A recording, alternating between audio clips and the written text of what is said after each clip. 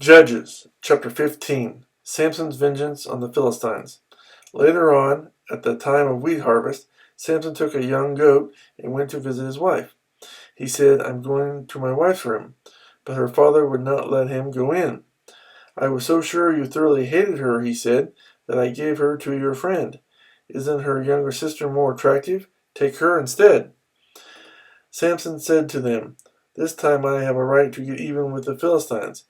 I will really harm them." So he went out and caught 300 foxes and tied them tail to tail in pairs. He then fastened a torch to every pair of tails, lit the torches, and let the foxes loose in the standing grain of the Philistines. He burned up the shocks and standing grain, together with the vineyards and olive groves. When the Philistines asked, "Who did this?" they were told, "Samson the Timnite's son-in-law, because his wife was given to his friend." So the Philistines went up and burned her and her father to death. Samson said to them, "Since you've acted like this, I won't stop until I get my revenge on you." He attacked them viciously and slaughtered many of them. Then he went down and stayed in a cave in the rock of Edom. The Philistines went up and camped in Judah, spreading out near Lehi. The men of Judah asked, "Why have you come to fight us?" "We have come to take Samson prisoner," they answered, "to do to him as he did to us." Then 3,000 men from Judah went down to the cave in the rock of Edom and said to Samson, "Don't you realize that the Philistines are rulers over us? What have you done to us?"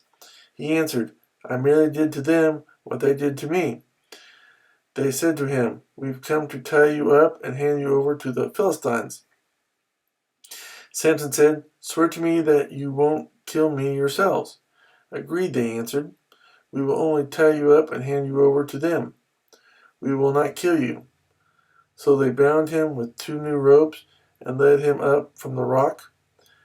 As he approached Lehi, the Philistines came toward him shouting.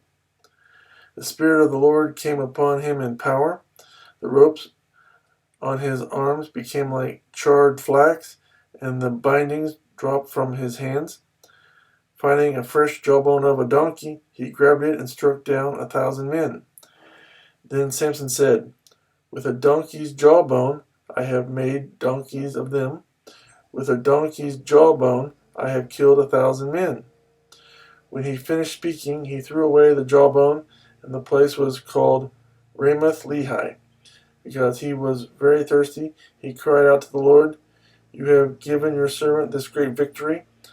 Must I now die of thirst and fall into the hands of the uncircumcised?" Then God opened up the hollow place in Lehi, and water came out of it.